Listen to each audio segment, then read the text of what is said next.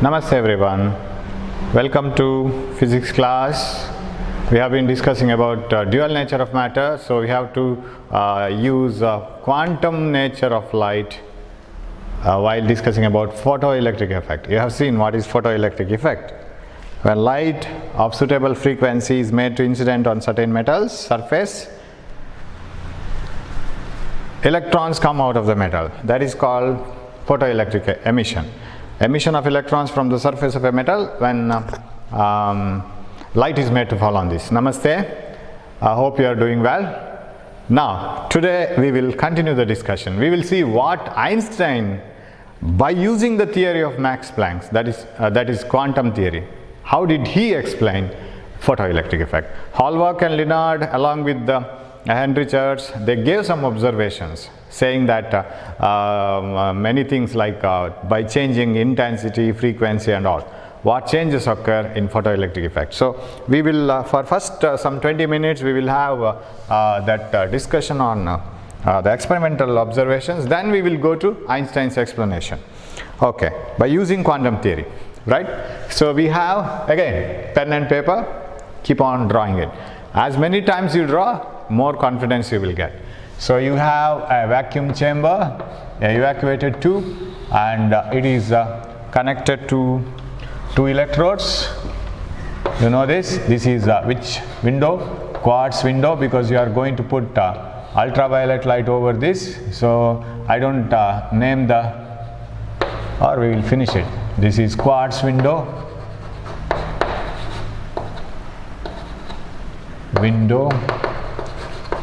and this is ultraviolet light, because it is energetic and less harmful, and this is evacuated tube,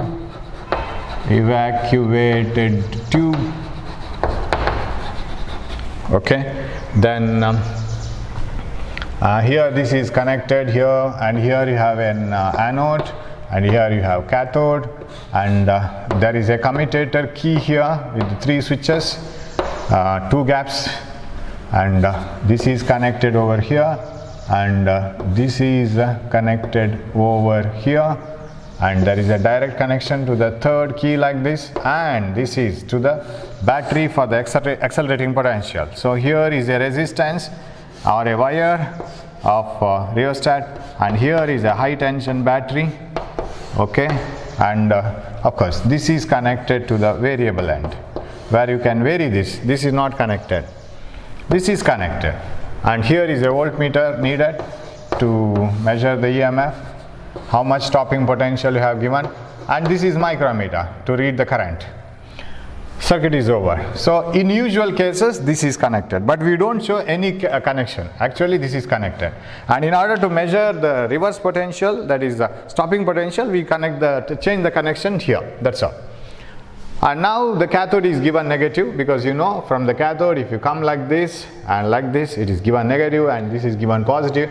Yes, fast moving electrons like this, so electrons like this, okay. Now here one thing you have to know is, sir, whether energy needed to remove the electrons is same for all the electrons.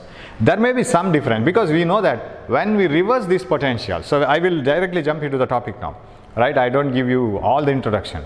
When the electrons, so when the light falls on the photosensitive surface, electrons come out.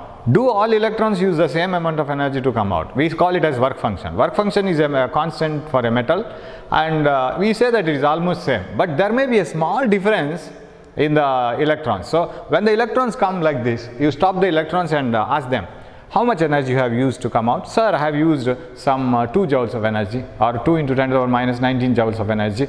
Another says, sir, I have used 1.99 into 10 to the power minus 19 joules of energy. Another says 2.01 into 10 to the power minus 19 joules of energy.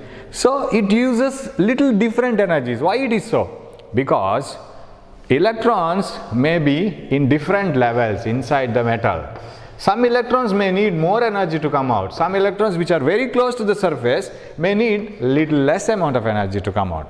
So whatever the kinetic energy they have, there may be a small difference. This was what I was asking you, that you may have some doubts while saying the stopping potential.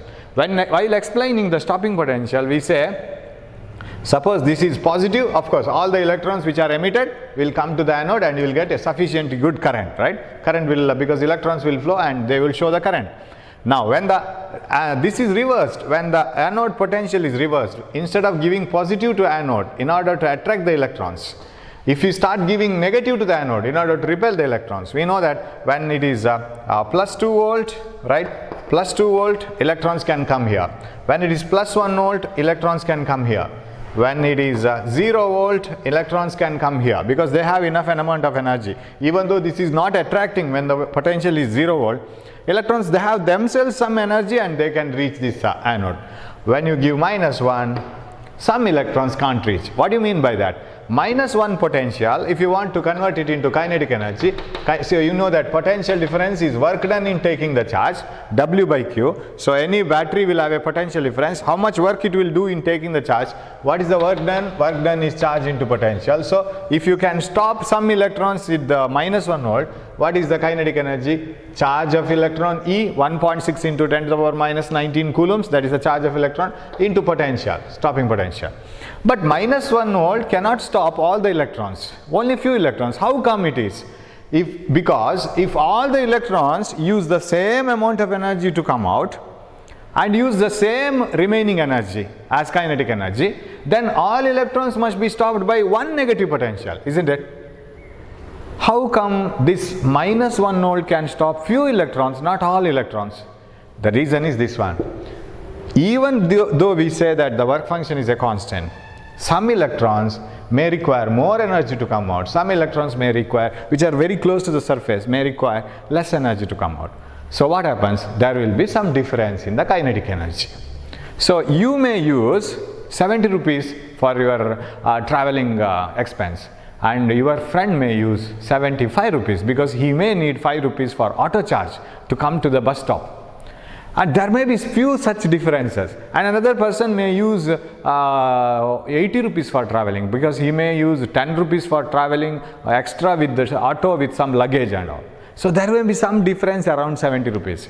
So whatever is left with in the pocket, if your friend and yourself and some other friends all have been given with the 150 rupees, remaining money will not be exactly 80 rupees for all. It will be 75, 85, something like this. So around this. So these electrons will have different kinetic energy. Therefore, the photoelectric current suddenly doesn't become zero at a particular stopping potential. If it is made minus 2 volt, this is made minus 2 volt, that may be able to stop few more electrons, few more energetic electrons. And if it is made minus 3 volt, suppose this is the last potential which can stop all the electrons. This is called stopping potential because all the electrons, some of the electrons which are stopped by minus 1 volt can also be stopped by minus 3 volt because this is sufficiently stronger. So it will give more kinetic energy. So more kinetic energetic electrons can also be stopped by minus 3 volt, means when the photoelectric current becomes zero, this becomes the stopping potential. So don't be under the impression that all the electrons are suddenly stopped by a single potential which is lower one. It is little by little, and one greatest potential can stop all the electrons.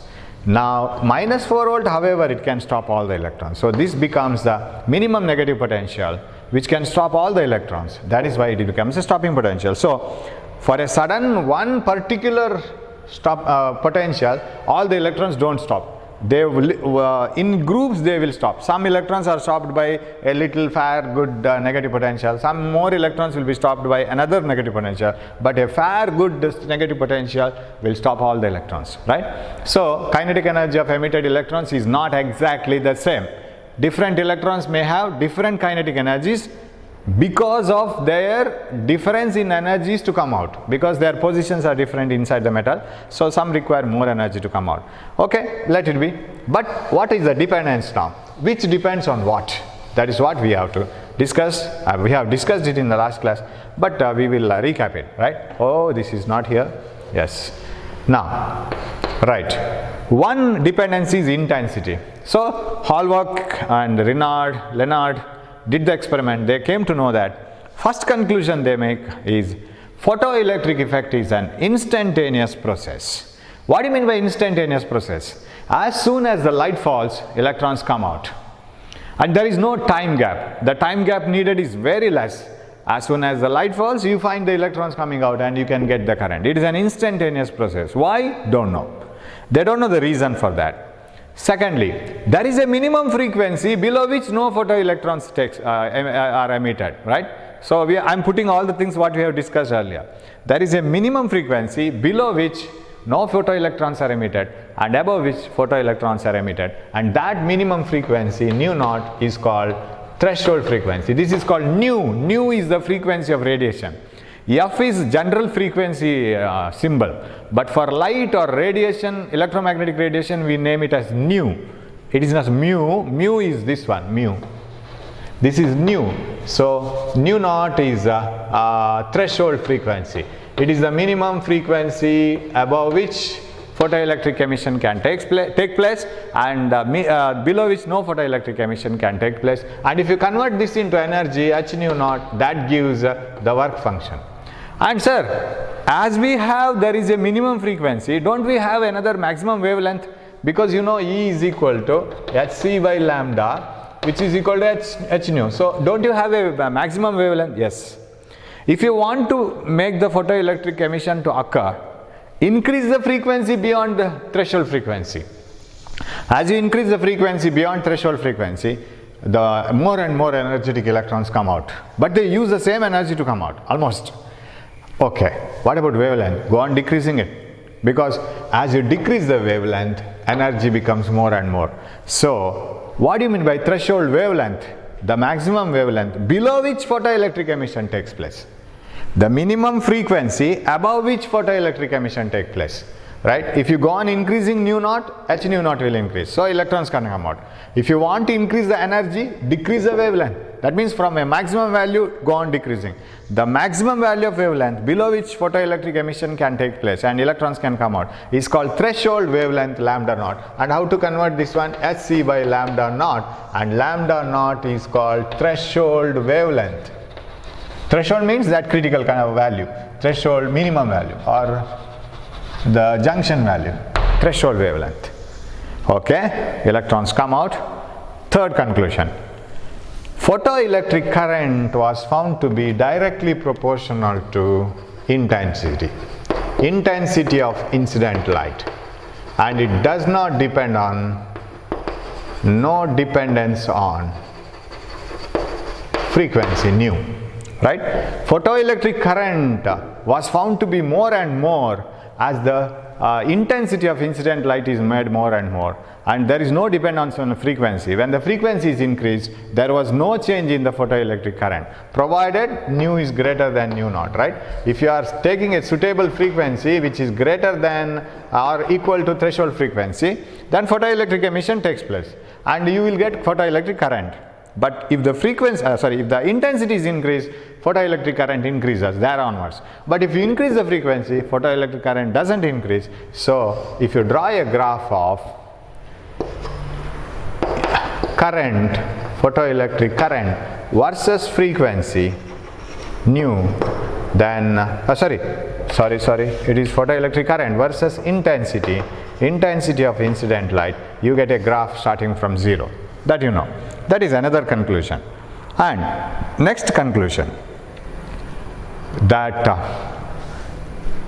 if the anode is made negative, what happens is, by just switching over the commutator, the photoelectric current becomes decreasing, right? Or it goes on decreasing. It becomes lesser and lesser. There is a potential, there is a sufficiently larger potential. There is a minimum potential above which there is no photoelectric current at all. Don't say there is no photoelectric emission, there is, but those electrons can't reach the anode. So that minimum negative potential of the anode, above that no problem. The minimum negative potential of the anode at which photoelectric current becomes 0 is called stopping potential. The minimum negative potential of the anode at which the electrons stop reaching the anode and photoelectric current becomes zero. But there is photoelectric emission, but photoelectric current becomes zero because electrons are just checked in, or they are just stopped in reaching the anode, and that minimum negative potential is called stopping potential. And stopping potential depends on kinetic energy, and if you convert this EV naught, E into V, that gives a kinetic energy of the photoelectrons, because potential difference is always work done in taking the charge. Work done is charge into potential. Charge of electron is E. Of course, it is minus E, let it be, into V naught, because kinetic energy is always positive. It cannot be negative. So, stopping potential depends on frequency of incident radiation, which is equal to h nu, and it doesn't depend on intensity of light. Okay, now some graphs. So, shall I rub this? And this, I won't draw this further. Okay, or if I want, I can draw this again. No problem. Right. If you want to draw further graphs, very important graphs, frequency versus kinetic energy or stopping potential, anything. So kinetic energy versus frequency. Hope you can see this here, right? Kinetic energy versus frequency. Kinetic energy here versus frequency of incident radiation. And you know, as your father gives more and more money to you, you will have more and more money remaining after your journey. Similarly, electrons will use the same energy to come out, and remaining energy will be more and more. But electrons will start the journey only after a frequency called threshold frequency, and there onwards it is just straight line. And if this is for metal A, in another metal, electrons may need more energy to stop, to come out, nu naught 2. They will but the slope of this should be same. They should be having, I will tell you why the slope should be same. And if you extrapolate this graph, this is the work function phi 1, the energy needed to remove the electron from the first metal, and if you do this here, this is the work function of the second metal phi 2. So a graph of kinetic energy versus this one frequency is a straight line with a x-intercept and y-intercept. The x-intercept gives the threshold frequency, y-intercept gives the work function of the material, but it should be taken negative here, because it should be deleted with negative. Don't take negative, because this is negative kinetic energy. The negative energy, in the sense it is bound and it is still inside the metal, and if you want to remove it, you have to give positive energy, then only it comes out. And the slope of this gives, remember, slope of this straight line gives the Planck's constant. Why, sir? See, what is the slope? Slope is y by x, right? So I will take a larger triangle. What is y? It is kinetic energy of the photoelectrons. Kinetic energy depends on the supplied energy. More the supplied energy, more will be the kinetic energy. So y, delta y by delta x is the slope. Delta y by delta x is the slope. And that is equal to, what is delta y? It is kinetic energy. So shall I write it as h nu dimension wise? And this is, what is delta x? That is frequency. So dimension wise it is Planck's constant, right? I didn't write the actual formula, simply I wrote it in terms of dimensions. So this slope of that straight line gives the Planck's constant. Okay. Now, very important graphs here. Photoelectric current versus stopping potential for different frequencies, different intensities, different intensity of incident light. You know that when intensity of light is increased, more electrons will be emitted and more photoelectric current comes into picture. But all those electrons, when you increase the intensity of a source of light, what happens is you are increasing only the number of photons, but photons are identical. When you just increase the brightness of a light, similar photons will be coming from the light, but their number is more. So what will both the electrons emitted? They will have same kinetic energy. So intensity of light doesn't change the kinetic energy of photoelectrons. It only increases the number of photoelectrons, thereby increases the current. So if you want to stop those electrons, when the light was lesser brighter, what photons have been stopped by a stopping potential? When the light was made more brighter, same potential can stop the photoelectrons. Why? Because when the light was made more brighter, similar photons were coming, but their number is more. So yes, if for example a stopping potential of -4 volt can stop electrons when light is incident, means if it is made brighter, similar photons are coming. So -4 volt can stop those electrons also. Their number may be more, no problem. Each photon is stopped by the stopping potential. So when you change the intensity, the stopping potential doesn't change. Right? When the intensity of incident light is changed, number of photons will change, and that will change the photoelectric current, not the kinetic energy of photoelectrons. More number of students will be going to their grandma's house, but each student will not be given more money, right? So numbers will be more. So when intensity is increased, stopping potential is same, but for smaller intensity you will have smaller current leading. You know this one here, because when I give a stopping potential, suppose this is -3 volt and this is -2 volt, this is -1 volt, this is 0, 1, 2, 3. When that anode potential is positive, electrons were emitted from the photosensitive surface and they reach the anode and you get a current. You get sufficiently larger current. But current depends on how many photons, electrons are released and they reach the anode. That is a constant. But as you increase go to the reverse potential, of course, if you want to have that diagram, a rough diagram like this, right? So here is the cathode and here is the anode, and electrons will be going like this, and this is the incident light. When the intensity is more and more electrons will be emitted and current will increase. So for a lesser brighter light, if this -3 volt can stop the electrons, for more brighter light, -3 volt can stop those electrons, because same kinetic energy electrons will be coming back. So this will remain the same. But if you increase the brightness, what happens is it starts from the same stopping potential, but curve comes here, because when you increase the brightness, the photoelectric current will increase. And if you make the brightness very, very small, less brighter light, less number of photons will be falling, less electrons will be coming, because they give energy to lesser number of electrons. They come out, and so the curve will land up here. But stopping potential is same. Have you followed it now? Now this one, Einstein says this process, photons, and you have to take light as photons, not a wave. One photon will have some energy, another photon will have similar energy in a single light, monochromatic light. Another photon, all the photons will have same type of energy. Einstein says it is a 1-to-1 correspondence. What do you mean by 1-to-1 correspondence? It's a 1-to-1 reaction. One photon goes and gives all its energy to electron and comes out. Photon has lost energy, incident light energy is converted into some other energy for the electron. Electron uses it to come out and converts it into kinetic energy, remaining energy. So it's a 1-to-1. So one photon can remove only one electron. Suppose, you see, it is like this. You see, if a photon is having much more energy than what it is required to remove the electron, more than the work function, a photon has got, a radiation has got an energy which is 5 times the work function. That doesn't mean that photon, when it falls on one electron, it has 5 times more energy, right? It removes one electron, and that electron uses some amount of energy to come out. Remaining 4 times energy it has within it, right? It uses it as kinetic energy. It doesn't give that energy to the neighboring electron to come out. That is what I call 1-to-1 correspondence.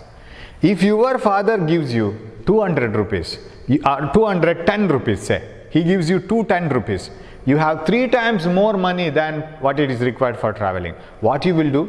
You will spend 70 rupees for traveling, and remaining what you have 140 rupees, you will keep it in your pocket. You will never give that 140 rupees to your neighbor and you will carry him along with you. You won't do that. Whatever money your father has given to you, it is for you. It is not for anybody else. So one photon comes, gives the energy to one electron. One electron uses all the energy, and among them a small amount of energy is used to come out. Remaining energy is kinetic energy. So that is why if you have one photon of more energy, that energy is not distributed to another electron. That you have to remember. That is why it is one-to-one collision. It is like one marble going and one carom coin going and hitting to another coin. It transfers all its energy to another coin. The same way. So when you increase the intensity, remember, you are not increasing the energy of each photon. You are giving the same energetic photon, but their numbers are more. When the numbers are more electrons will come out. That increases the current, but not kinetic energy. Right? So that is one thing. Another graph. Yesterday, in the previous class, we have seen this. Suppose if you increase the frequency, so this is for different intensity, intensity 1, intensity 2, intensity 3. Which intensity is highest? Intensity 1 is greater than intensity 2, greater than intensity 3.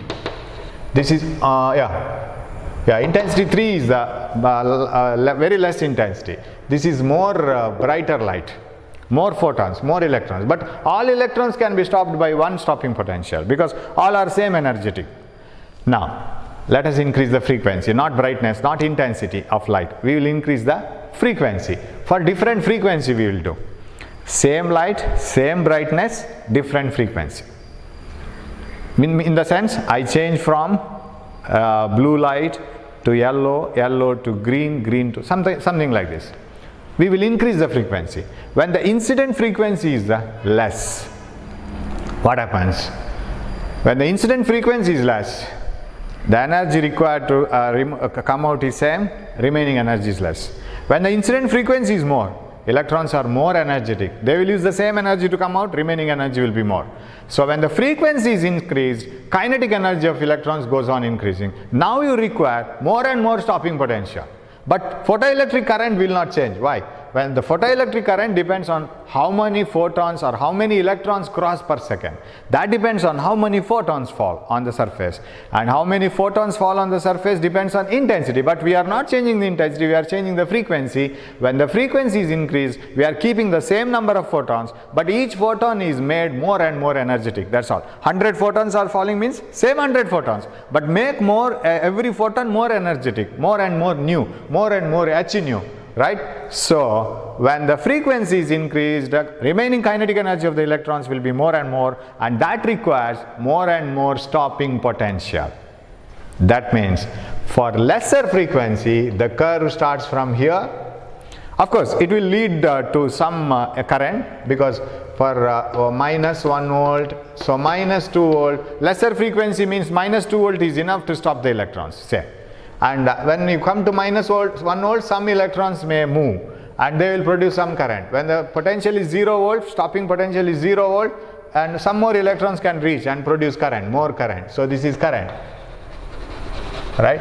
And when the potential is sufficiently plus 1, plus 2, plus 3, you will get all the electrons reaching the anode. And when this is plus, because plus attracts electrons, so you will get sufficient amount of photoelectric current. But if the frequency is increased now, if you want to stop it, minus 2 volt is not sufficient, you have to go for minus 3 volt. But it will land up with the same current. Why? Because you are not increasing the number of photons. You are just increasing the frequency. Keeping the same number of photons, you are increasing the kinetic energy. And if you increase the frequency further, what happens? More stopping potential is needed. So this is for nu 1, this is for nu 2, this is for nu 3. Frequency of incident radiation I am writing. If the frequency is nu 1, this should be more because stopping potential is more. So nu 1 is greater than nu 2, greater than nu 3. But all are leading to the same photoelectric current. Hope you have followed this graph. This is very important. Right? What is the difference between this and this? This is for different brightness, but same stopping potential. That means intensity changes the current, not the stopping potential. That means intensity does not depend on the kinetic energy of photoelectrons, their speed with which they move.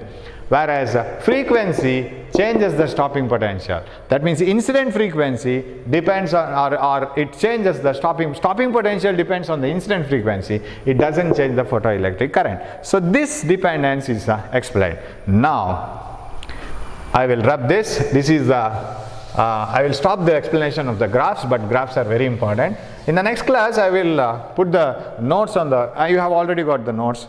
I put it on the board and I will tell you how to write the answers. You have already questions and answers, same thing you have to write. Most important question in the exam here. What are Einstein's explanation on photoelectric effect? Okay, Einstein gave and said that this is nothing but law of conservation of energy. Whatever the energy is given in the form of light, that is given energy. It is used by the electrons to come out and to run as kinetic energy. So sum of the energy as kinetic energy plus the energy to come out must be equal to supplied energy. So he gave that formula, he gave a formula under the law of conservation of energy. And you know, this is the diagram. Okay, this is enough for me now. This is cathode and this is anode, and this is made negative and this is positive, and electrons will be moving like this, and this is possible when light falls on this. Okay, this is enough for me. Now, Einstein gives one formula, h nu. If nu is the frequency of radiation which is incident, which is sufficiently strong enough to remove the electrons, remember nu greater than nu naught, then it is equal to work function. What do you mean by work function? Energy required to remove plus kinetic energy of the electrons. And he writes it as maximum kinetic energy of electrons. What is this maximum kinetic energy? Because you must be able to stop the fastest electron also. If a stopping potential can stop the fastest electron itself, that means that electron which has come from the surface of the metal, it has used less energy to come out. It will have more energy remaining. You can stop that electron also, means that potential can stop any electron then. So that is maximum kinetic energy of electrons. This is the equation given by Einstein. It is nothing but law of conservation of energy. Given energy, energy to come out, energy to move. So you have 80 rupees with you and 70 rupees has been given for bus fare. 150 rupees is the money given by your father. Equation finished. Balanced. Now, can you write this equation in any other form? Yes. Sir, incident wavelength is given, sir. Frequency is not given. What I can do? Or for example, work function. We will change work function. Sir, I have been given threshold frequency, the minimum frequency to remove the electron. This frequency is greater than that. So if the minimum frequency is given, then h nu naught. Because if the minimum frequency is given to the electron to come out, frequency is not energy. Convert it into energy, h nu naught plus half mv maximum square. This is another form of the equation. What is half mv maximum square? It is the maximum kinetic energy of the photoelectrons. Where m is the mass of the electron, v maximum is the maximum kinetic energy of photoelectrons. I think you have come to know why I have written maximum, because we are interested in stopping the last electron also. You are the most energetic electron also. Then you can stop the less energetic electrons, no problem. Okay. And can I write it in the wavelength? Yeah, why not? If lambda is the wavelength of incident light and lambda naught is the threshold wavelength, you see you have so many definitions. Threshold wavelength, a threshold frequency, stopping potential, work function. You must be very clear with all these words. Hc by lambda naught plus half mv maximum square. You can write it like this, or I can write it like this also. This one, h nu is equal to h nu naught plus, you know, what is the kinetic energy of photoelectrons? How can you measure it? You know it. What you have to do is, when the electrons are coming like this, try to stop them. Who will stop them? Reverse the anode potential, make it negative. What is the maximum potential that it can stop it? And potential difference is work done in taking the charges. What is work done? Charge into potential. Charge is E, stopping potential is V naught. So these three formulas or four formulas must be at the tip of your tongue. You must be knowing to convert any form into other. Work function, h nu naught. Stopping potential, a kinetic energy, half mv maximum square or EV naught. Supplied energy, h nu or Hc by lambda. Work function, Hc by lambda naught. Any way you must be able to write. And I will take this equation, right? So what is the kinetic energy of the photoelectrons? Kinetic energy maximum is equal to h nu, I will take this one, h nu minus h nu naught. Kinetic energy maximum. So what energy you have within your pocket, what the money father has given minus the bus fare, right? Kinetic energy maximum is h into nu minus nu naught, right? This is the formula. Of course, this is the formula, any formula is Einstein's formula. Now, Einstein starts giving the explanation. Why Henry Church, Leonard and Hallwalk observed that phenomena? Why did they come to know like this? Now you have to take light as a particle, not as a wave. If you take light as a wave, what happens is, suppose there is an electron, and if you put a radiation of suitable frequency on that material, electrons start absorbing the energy. What is a wave? Continuous form of energy. It is not a packet of energy. It is a continuous form of energy. Energy is supplied continuously. If that radiation, h nu, is not enough to remove the electron, let the electron wait for a while. Let the energy come and in series, let it collect the enough amount of energy and then come out. But it doesn't happen so practically. Practically, if you observe, if you put a ray of light with the lesser frequency for a long time, electrons don't come. It is as if,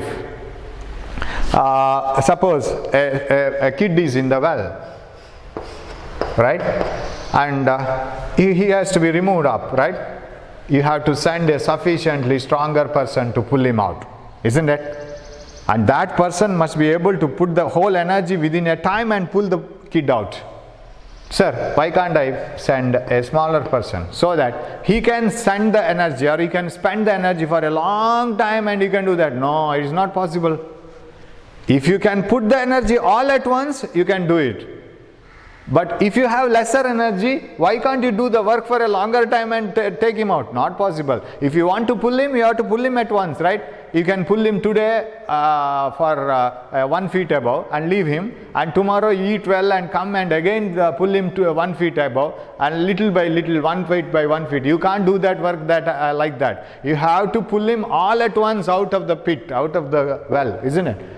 Otherwise it is not possible. So you must select a person who is having sufficient energy and who can pull the kid all at once from the well. That is the way in which you have to think of here. If you take light as a wave theory fails here. How does it fail? Because according to wave theory, light is a continuous form of energy. If a wave of certain frequency nu cannot remove electron, means continuously put that light for a long time. Let the electron collect the energy. When the collection is sufficient, it will come out. That is what wave theory says. Not possible. If you put a light radiation for a long time, electron doesn't come out. Only suitable radiation, if it is put, no time is required. Immediately it comes out. Time gap involved between the light falling on the surface and electron coming out is only nanoseconds. Light falls on the surface, electrons come out within no time, 10 to the power minus 8 seconds to 10 to the power minus 9 seconds, because there should be an interaction, isn't it? The light should interact with the electron has to absorb the energy and it has to come out. So there is a small time gap involved, and that is 10 to the power minus 9 seconds. So you need not wait for a longer time. That means wave theory cannot explain photoelectric effect. Quantum theory can explain. How could it explain?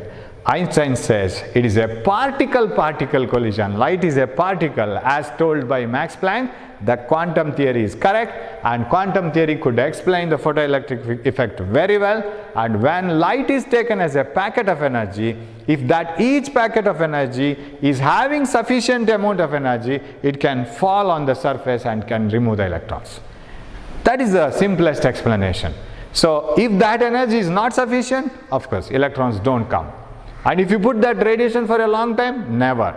Every packet should have enough amount of energy. Every person here should be able to put the kid out. And he can't wait for a longer time and today eating something and pulling in by 1 feet, tomorrow eating again and pulling in by 1 feet. Not possible. That is a very bad way of working. You can't expect it. So one photon hits another electron. It is like particle-particle collision. Suppose you have a ball on the table, or if you have a carom coin on the carom table, she hit the striker. As soon as the striker hits the carom coin moves out and the striker comes to rest, because striker transfers all its energy to the carom coin moves out. What is the interaction time involved? Very less. Does the carom coin wait for a longer time and let the striker hit me, and after 1 hour I will start moving? Will it do like that? No. As soon as the striker hits, the coin moves forward. Or will the carom coin move forward earlier itself? However, the striker is going to come and hit me, let me run now only. No, not possible. It is not possible. Only when the interaction is done, it is gone. That is why Einstein says light is a packet of energy. It is a packet of photons, and you can take them as a particle. When those photons fall on the electrons, it is like a particle-particle collision. Photons hit the electrons, electrons absorb the energy of the photons. If it is sufficient, only then they will absorb the energy and they come out. First answer given. It is an instantaneous process. Since it is a particle-particle collision, it is an instantaneous process. How much time is needed for the electrons to absorb the energy from photons and come out? 10 to the power minus 9 seconds. It is like transition of electrons from different energy levels. If an electron absorbs energy and goes to the higher energy level, comes back and gives the energy in the form of light, how much time is needed? Nanoseconds. 10 to the power minus 8 to 10 to the power minus 9 seconds. Very less. So, first answer, that is gone. Next. Hallmark, Leonard and Henry Church say they together worked it, but practical observations were done by Hallmark and Leonard. Now they say that incident intensity of light controls the photoelectric current, and photoelectric current doesn't depend on the frequency of incident light, right? Frequency of incident light is not controlling photoelectric current.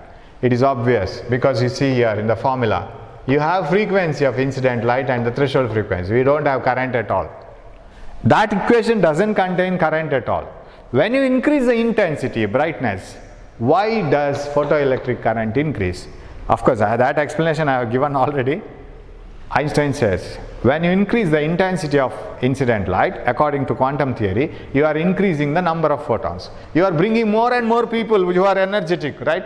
More number of people can take out more kids all at once, one by one, right? So each person can remove one kid. 10 people means 10 kids out. 100 people means 100 kids out. Each photon interacts with one electron only. It cannot interact with another electron. So each photon interacts with one electron and removes that electron. So when that electron is removed, one electron has come out. So more intensity means more the number of photons falling on the surface. More number of photons will remove more number of electrons. When more electrons flow through the this anode and all, you get more current, and it has nothing to do with kinetic energy, because when you increase the intensity, you are increasing the number of photons, not the energy of the photons. Okay, but increasing frequency doesn't change the current, because this equation doesn't contain current at all. This contains frequency, incident frequency. There is no current at all. There is no equation the term representing the current in this equation. So photoelectric current is independent of frequency. Okay, that explanation is given. Then Hallmark and Leonard and Hertz say that there is a minimum frequency above which photoelectric emission can take place. There is a minimum amount of money that you need to travel. If you are given 50 rupees, you simply reject it. I don't go to grandma's house, because that is not enough. So there is a minimum frequency above which only photoelectric emission can take place. Below which it cannot. Right? There is a train going and you can hear the sound, natural class. So there is a minimum frequency above which photoelectric emission takes place, below which photoelectric emission cannot take place. If you incident a frequency less than threshold frequency, what happens? Electrons remain inside the material only. You know it, right? They don't come out because they are bound. That energy is not enough to come out. Now, it can be beautifully explained in this formula. If nu is less than nu naught, what happens to this right hand side? What happens to the right hand side of the equation? It becomes negative. If the incident frequency is lesser than the threshold frequency, the right hand side equation, which represents kinetic energy, becomes negative. What do you mean by kinetic energy becoming negative? Kinetic energy becoming negative means electrons have not come out, still they are inside, and they have not been free from the metal. So electrons cannot come out. And if nu is greater than nu naught, what does this equation say? That equation says that the kinetic energy is positive, that means electrons have come out. If nu is equal to nu naught, what happens? When nu is equal to nu naught, you have been given only 70 rupees, only what is needed. And what about the amount of money that is left with when you get down from the bus in near your grandma's house? Zero, no money is left. Similarly, when nu is equal to nu naught, kinetic energy becomes zero. What is the meaning of that? Electrons have just come out of the material and they have just zero energy. They have used all energy to come out because you have supplied only that much. So kinetic energy maximum becomes zero. This is beautifully explained in this formula, I say. So that is why the Einstein got Nobel Prize, right? Even Hallmark, Leonard and Hertz didn't get the Nobel Prize. Max Planck, of course, he didn't get Nobel Prize for this. And it is his theory and experiment of Henry Church, but Einstein got the Nobel Prize. So beautiful explanation saying that if nu is greater than nu naught, this becomes positive, electrons can come out. If nu is equal to nu naught, right hand side is zero, that means electrons have just come out, they don't have any energy remaining. And if nu is less than nu naught, right side that kinetic energy becomes negative, which means kinetic energy cannot be negative, electrons are still inside, they can't come out. So that means they are here, right, still negative. And if nu is less than nu naught, for any frequency less than nu naught, this is negative. So they are inside, they haven't come out. So this is how the Einstein gave explanation on photoelectric effect. And so nu naught is the minimum frequency above which photoelectric can take place. And you may be asked to write this also, the Einstein's explanations, right? You have that notes, just look into that. So I will just recap it once. First one, why it is instantaneous process. Because Einstein says it is a particle-particle collision. Take light as a particle, that is photon, packet of energy, that falls on electron. Electron receives it and comes out. So that is why it is instantaneous. As carom coins hit and other carom coins move, it is an instantaneous process. The time involved for the interaction is very less. And what is the next explanation? Why don't the brightness, intensity of light change kinetic energy? Because kinetic energy equation doesn't contain intensity at all. Then how come kinetic energy depend on intensity? When the brightness is increased, when the intensity is increased, you get more photoelectric current, but not the kinetic energy, because kinetic energy equation is independent of intensity. There is no term representing intensity here. Then when the frequency is, of course, greater than threshold frequency, right hand side is positive. When the frequency is less than threshold frequency, right hand side is negative. That means electrons have not come out. When the two frequencies are equal, if the incident frequency is just threshold, then the kinetic energy becomes zero, which means electrons have just come out. They don't have any remaining energy. They have used all energy to come out. So this 4 or 5 points. Why it is instantaneous, what is threshold frequency or wavelength, and why the kinetic energy doesn't depend on intensity, and why the kinetic energy depends on stopping potential. Of course, you can replace it as EV naught. This is here. Kinetic energy depends on stopping potential, and everything is explained. So this is the main theme. So you may get questions like explain Hallmark, Leonard observations on photoelectric effect, and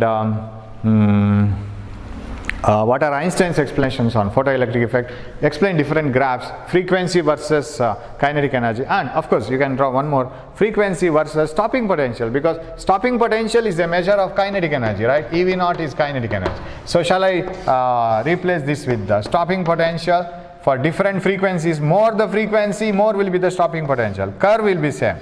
But only the thing is, this is not a work function, it is work function by Planck's constant. But this is a threshold frequency. So graph is same, stopping potential versus frequency, because if you multiply by E, you will get kinetic energy. So all these equations, you must be very familiar with that. And in this chapter, from this chapter onwards, I will give you the assignment, right? You have to write it and you have to put it in the WhatsApp and you have to show it to me. I don't know how much punctual you may be in showing it. All the people may show the same notes, but you have to write it, because this is a part of a chapter, physics in second PU. This is a part where you need more writing.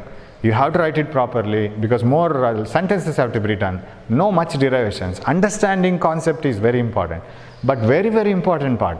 And in the next class we will work out some problems, and then we will move on to actual dual nature, that wavelength, matter wave. That finishes this small chapter, but very important chapter. Okay, thanks for watching my class, take